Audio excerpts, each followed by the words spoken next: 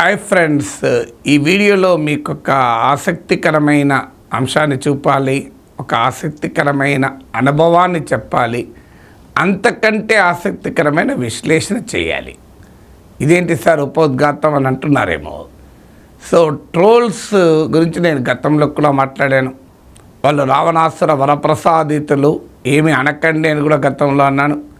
ట్రోల్స్కు కొన్నిసార్లు రిప్లై ఇచ్చాను, కొన్నిసార్లు ట్రోల్స్ను ఎంజాయ్ కూడా చేయవచ్చు. సో ఇప్పుడు చెప్పబోతున్నది నాపై తెలుగుదేశం ట్రోల్స్ చేస్తున్న ట్రోలింగ్తో నేను ఎంత హాయిగా ఎంజాయ్ చేశానో, నవ్వుకున్నాను. నేను ఎంజాయ్ చేయడం కాదు, టీడీపీ తన పాలిటిక్స్, అది కూడా పవన్ కళ్యాణ్ విషయంలో తన పొలిటికల్ సందేశాన్ని ఈ ట్రోలింగ్ ద్వారా ఎలా ఇచ్చిందో మీకు చెప్పబోతున్నాను. చెప్పే ముందు మీరే చూడండి, స్క్రీన్ పైన ఫుల్ స్క్రీన్ పైన చూడండి. ఇది ఒక కార్టూన్ అనుకోవచ్చు. మీరు చూస్తున్నారు, ఈ కార్టూన్ పైన ఏముంది? విశ్వామిత్రుడి రూపంలో చంద్రబాబు నాయుడు ఉన్నాడు. చంద్రబాబు నాయుడు ఒక ఋషి, ఆయన యజ్ఞం చేస్తున్నాడు. ఆంధ్రప్రదేశ్ను బహుశా వికసిత ఆంధ్రప్రదేశ్ చేయడానికి, బంగారు ఆంధ్రప్రదేశ్ స్వర్ణాంధ్రప్రదేశ్ చేయడానికి యజ్ఞం చేస్తున్నాడు. ఆ యజ్ఞాన్ని నాగేశ్వర్ అనే రాక్షసుడు వచ్చి దాన్ని నాశనం చేయాలని చూస్తున్నాడు. నేనే కాదు, నా సహరాక్షసుడు కూడా ఉన్నాడు ఇక్కడ. అంటే బహుశా నన్ను ప్రశ్నలు అడిగే యాంకర్ను కూడా రాక్షసులు చేశారేమో. పాపం ఆయన ఏం చేశాడో తప్పు నాకు తెలియదు. అన్యాయంగా ఆయనను కూడా రాక్షసులు చేశారు.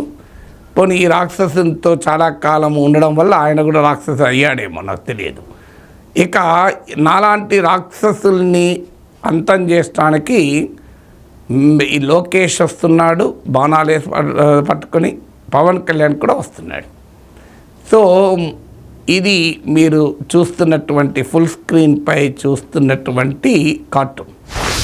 Let me now come to my response. ముందుగా తెలుగుదేశం మిత్రుల క్రియేటివిటీని అప్రిషియేట్ చేస్తున్నాను. ఎందుకంటే ఇందులో ఏ అబ్యూజివ్ వర్డ్స్ లేవు గనక, బూతులు లేవు, అసభ్యకరమైన అంశాలు లేవు. అందువల్ల ట్రోల్స్ కార్టూన్లను ఎంజాయ్ చేయాలి. జవహర్లాల్ నెహ్రూ పైన కార్టూన్లు వేస్తే జవహర్లాల్ నెహ్రూ ఎంజాయ్ చేసేవాడు. ఆర్కే లక్ష్మణ్ కార్టూన్లను చాలామంది పొలిటీషియన్లు ఎంజాయ్ చేసేవాళ్ళు. సో అందువల్ల నాపై వేసిన ఈ కార్టూన్ నన్ను అవమానించేదిగా లేనంతకాలం, అసభ్యంగా లేనంతకాలం I real enjoy. I appreciate the creativity. ఇలాంటి క్రియేటివిటీని మెచ్చుకోవాలి. సో నన్ను రాక్షసులన్నా నేనేం బాధపడను. ఎందుకంటే నేను చేసిన రాక్షస చర్యలు ఏమున్నాయి? నేను చేసిన రాక్షస చర్యలు విశాఖ ఉక్కును అమ్మకూడదు, కాపాడాలి అన్నాను. నేను అన్నది ఏంటి? నరేంద్ర మోడీ గుజరాత్కి ఇచ్చిన గిఫ్ట్ సిటీకి ఇచ్చిన రాయితీలు మా విశాఖపట్నంలోని ఫిన్టెక్ వ్యాలీ, ఫైనాన్షియల్ టెక్నాలజీ వ్యాలీగా మా చంద్రబాబు నాయుడు గారు మారుస్తుంటే, మోడీ గారు గిఫ్ట్ సిటీకి ఇచ్చిన కన్సెషన్లు వైజాగ్కి ఇవ్వాలి అన్నాను. 4+4 ఆఫర్. మొదటిసారిగా కంట్రీ డిలైట్ పాలని 4 రోజులు ఆర్డర్ చేసిన వాళ్ళకి మరో 4 రోజులు ఫ్రీ. ఇంకెందుకు ఆలస్యం? యాప్ని డౌన్లోడ్ చేసుకోండి. Download the country delight app now. మీరు విజయవాడ విశాఖ మెట్రోకు కర్ణాటక ఎన్నికలకు ముందు బెంగళూరు మెట్రోకు ఇచ్చినట్లుగా, కేరళ ఎన్నికలకు ముందు కొచ్చిన్ మెట్రోకి ఇచ్చినట్లుగా మా విజయవాడ విశాఖపట్నం మెట్రోలకు కేంద్ర ప్రభుత్వం సహాయం చేయాలి అన్నాను. బుద్ధిస్ట్ సర్క్యూట్ పేరిట బీహార్కు ఎన్నికలు ఉన్నాయి కనుక ప్యాకేజ్ ఇచ్చారు కనుక మా అమరావతి బుద్ధిస్ట్ టూరిస్ట్ సర్క్యూట్ కూడా ఇవ్వండి అన్నాను. అమరావతి రాజధానికి ఒక 50,000 కోట్లు ఇవ్వాలి, ఎందుకు అడగకూడదు అన్నాను. ప్రత్యేక హోదా ఏమైంది అన్నాను. సో ఇవన్నీ కూడా నేను చేసిన రాక్షస చర్యలే అయితే నాకు ఎలాంటి అభ్యంతరము లేదు. ఇలాంటి రాక్షస చర్యలు ఇంకా చేస్తాను. రాక్షస జాతిలో ఉన్నందుకు గర్వపడతాను. ఇక నేను చేసిన మరో రాక్షస చర్య ఏంటంటే, మా మిత్రుడు కేశవ్ ఇప్పుడు ఆర్థిక మంత్రి, ప్రతిపక్ష నేతగా ఉన్నప్పుడు, పబ్లిక్ అకౌంట్స్ కమిటీ చైర్మన్గా ఉన్నప్పుడు, జగన్మోహన్ రెడ్డి ప్రభుత్వం సోలార్ ఎనర్జీ కార్పొరేషన్ ఆఫ్ ఇండియాతో కలిసి ఒప్పందం చేసుకుని అదానీ కంపెనీకి పెద్ద ఎత్తున లాభమయ్యే సోలార్ కాంట్రాక్టులు కుదుర్చుకుంది. ఇది ఆంధ్రప్రదేశ్కు భారం. జగన్మోహన్ రెడ్డి అవినీతికి ఇదొక ఉదాహరణ అంటూ మా మిత్రులు కేశవ్ హైకోర్టుకి వెళ్ళాడు, సెంట్రల్ ఎలక్ట్రిసిటీ రెగ్యులేటరీ కమిషన్కి వెళ్ళాడు. అక్కడ కట్ చేస్తే ఇప్పుడు చంద్రబాబు నాయుడు అసెంబ్లీలో చెప్తాడు, ఆ ఒప్పందాన్ని రద్దు చేయము అని. అయ్యా, అమెరికా ప్రభుత్వమే కేసు పెట్టింది. జగన్మోహన్ రెడ్డి 1750 కోట్ల అవినీతికి పాల్పడ్డాడు, అది ఆరోపణ. 1750 కోట్ల అవినీతికి పాల్పడి జగన్ అదానీతో కుదుర్చుకున్న ఒప్పందాలు ఎందుకు రద్దు చేయరు? రద్దు చేస్తే ఫైన్ కట్టాల్సి వస్తుంది. ఏ కాంట్రాక్ట్ చట్టం చెప్పింది? అవినీతితో కుదుర్చుకున్న కాంట్రాక్టులు రద్దు చేస్తే ఫైన్ ఎందుకు కడతారండి? పెనాల్టీ ఎక్కడ కడతారా? మీరు ఏ లాయర్ని అడగండి. అయినా శ్రీలంక, బంగ్లాదేశ్, కెనియా ప్రభుత్వాలు అదానితో కుదుర్చుకున్న ఒప్పందాలు రద్దు చేసుకున్నాయి. మరి అవందరూ ఫైన్లు కట్టారా? శ్రీలంక, బంగ్లాదేశ్, కెనియా ప్రభుత్వాలు చేసింది. ఆంధ్రప్రదేశ్లో చంద్రబాబు నాయుడు ప్రభుత్వం ఎందుకు చేయదు అని అడిగాను. ఇది నేను చేసిన మరో రాక్షస చర్య. సో ఇలాంటి రాక్షస చర్యలు ఇంకా ఇంకా ఇంకా చేస్తాను. దానికి ఎవరు అడ్డం వచ్చినా, ఎవరు బాణాలు వేసినా నేను ఏమీ బాధపడను, చేస్తూనే ఉంటాను. ఎందుకంటే రాక్షస జాతి కూడా శివభక్తులు, వాళ్ళేం తక్కువ కాదు కదా. సో అందువల్ల నన్ను రాక్షసులు అన్నందుకు నేనేం బాధపడను. కేరళలో బలిచక్రవర్తిని ఇప్పటికీ దేవునిగా పూజిస్తారు. ఇక ఇందులో ఉన్న పొలిటికల్ పాయింట్ మీకు చెప్పాలి. మీరు జాగ్రత్తగా ఈ మీకు స్క్రీన్ పైన ఉన్నటువంటి కార్టూన్ చూడండి జాగ్రత్తగా. ఇందులో లోకేష్కు నీలమేఘశ్యాముడిగా చూపారు. అంటే శ్రీరాముడిగా లోకేష్ను చూపారు, లక్ష్మణుడిగా పవన్ కళ్యాణ్ చూపారు. చూడండి ఇక్కడ ఏంటి ఈ మధ్యకాలంలో చర్చ ఏంటి? డిప్యూటీ చీఫ్ మినిస్టర్గా లోకేష్ని చేయాలి, చీఫ్ మినిస్టర్గా లోకేష్ని చేయాలి అని జరుగుతున్న చర్చకు ఈ కార్టూన్ ఒక సాక్షాత్తు ఉదాహరణ. అంటే మరి తెలుగుదేశం సోషల్ మీడియా విభాగం నుంచి అధికారికంగా వచ్చిన కార్టూన్ ఇది. నాకు పంపిన వారైతే చెప్పింది ఆ అంశం అది. సో తెలుగుదేశం సోషల్ మీడియా ఏం ప్రమోట్ చేయదలుచుకుంది? రాముడిగా లోకేష్ను, లక్ష్మణుడిగా పవన్ కళ్యాణ్ చెప్పదలుచుకుంది. అంటే ఏంటి? చంద్రబాబు నాయుడు రాముడు, పవన్ కళ్యాణ్ లక్ష్మణుడు అంటే పోనీయండి, చంద్రబాబు నాయుడు పెద్ద, పవన్ కళ్యాణ్ చిన్న కదా, రామలక్ష్మణులు అని ఉదహరించారు అంటే నేను అర్థం చేసుకోగలుగుతా. కానీ లోకేష్ కన్నా వయసులో పవన్ కళ్యాణ్ పెద్ద, లోకేష్ కన్నా అనుభవంలో పవన్ కళ్యాణ్ పెద్ద, బహుశా లోకేష్ కన్నా జనాదరణలో కూడా పవన్ కళ్యాణ్ ఎక్కువ. ఎందుకంటే లోకేష్ తెలుగుదేశం నాయకుడిగా, చంద్రబాబు నాయుడు కొడుకుగా ఉన్న జనాదరణ వేరు, లోకేష్గానే ఉన్న జనాదరణ వేరు. అన్నిటికీ మించి ఈ ఎన్నికల్లో కూటమి విజయానికి లోకేష్ పాత్ర లేదని నేను అనలేదు. ఆయన యువగలం పాత్ర ఎంతో కొంత కంట్రిబ్యూట్ చేసిన గతంలో కూడా అన్నాను. కానీ పవన్ కళ్యాణ్ పాత్రతో పోలిస్తే లోకేష్ పాత్ర ఎక్కువని నేను అనుకోను.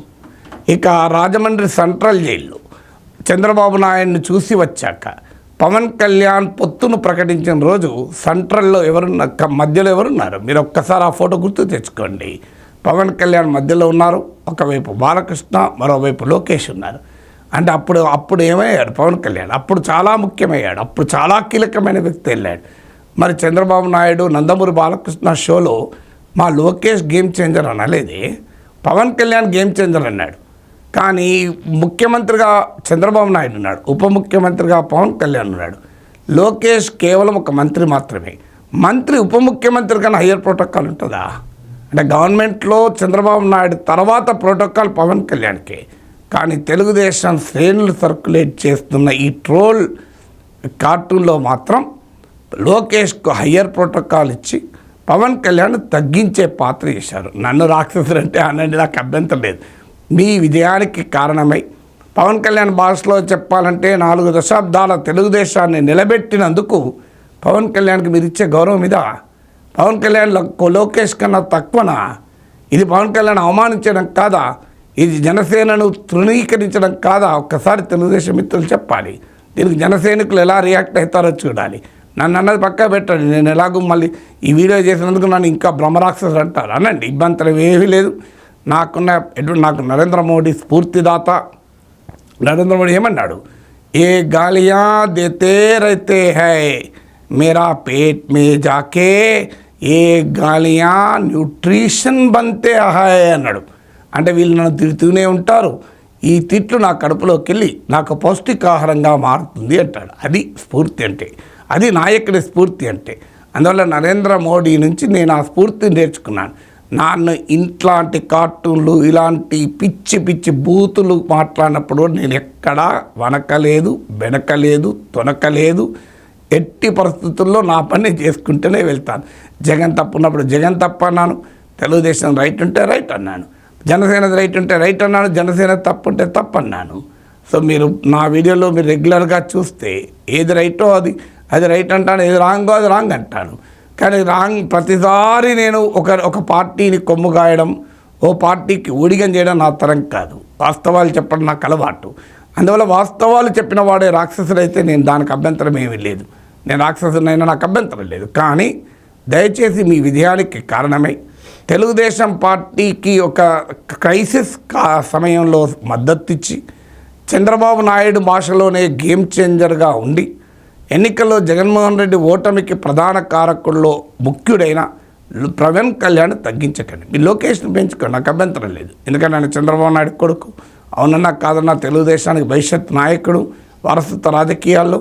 అందువల్ల లోకేష్కు ప్రొజెక్ట్ చేయడంలో తెలుగుదేశం వారి డెస్పరేషన్ నేను అర్థం చేసుకోగలుగుతా, వారి ఆ బాధ కూడా నేను అర్థం చేస్తాను. ఎందుకంటే ఏబిఎన్ రాధాకృష్ణనే ఆయన వీకెండ్ కామెంట్లో చెప్పాడు, తెలుగుదేశం వాళ్ళ డైలమా చెప్పాడు. ఎందుకంటే 2029 వరకు చంద్రబాబు నాయుడు క్రియాశీలకంగా ఉంటాడని గ్యారంటీ ఎవరు ఇవ్వలేరు. ఎందుకంటే వయస్సు ఎవరినైనా వేధిస్తుంది కనుక ఆ సమయంలో తెలుగుదేశానికి లోకేష్, పవన్ కళ్యాణ్ జనసేనకు, వైఎస్ఆర్ కాంగ్రెస్కి జగన్ ఉంటాడు. అందువల్ల ఈలోగానే లోకేష్ను ఎవాల్వ్ చేయాలి, అన్వేల్ చేయాలి అనే మీనింగ్ అనేలా మీకు ABN Radhakrishna weekend comment with ఆర్కేలో చెప్పాను. అందువల్ల తెలుగుదేశం వారి ఆవేదన నేను అర్థం చేసుకుంటా. ఈ మధ్యలో ఈ పవన్ కళ్యాణ్ వచ్చి మా చంద్రబాబు నాయుడు తర్వాత స్థానాన్ని పొందాడే, ఆ స్థానంలో మా లోకేష్ ఉండాలి కదా, ఈ పవన్ కళ్యాణ్ ఎందుకు ఉంటాడని బలవంతంగా ఆయన మీరు తోసేస్తే కూటమికే నష్టం జరుగుతుంది. పవన్ కళ్యాణ్ ఈ the man of the match, Chandrababu Naidu man of the series.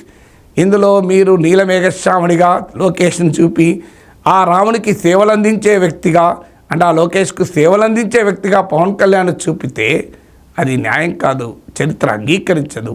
సమకాలీన రాజకీయ చరిత్రలో పవన్ కళ్యాణ్ లోకేష్ కన్నా తక్కువ ఎట్టి పరిస్థితుల్లో కాదు. ఫ్యూచర్లో ఏం జరుగుతుందో నేను చెప్పలేను. కానీ ఇప్పటివరకు జరిగిన హిస్టరీలో చంద్రబాబు నాయుడు తర్వాత స్థానంలో పవన్ కళ్యాణ్ తప్ప లోకేష్ తర్వాత స్థానం పవన్ కళ్యాణ్ ఎట్టి పరిస్థితుల్లో కాదు. So thank you trolls for your creativity. కానీ నన్నంటే అనండి, కానీ పవన్ కళ్యాణ్ అనకండి.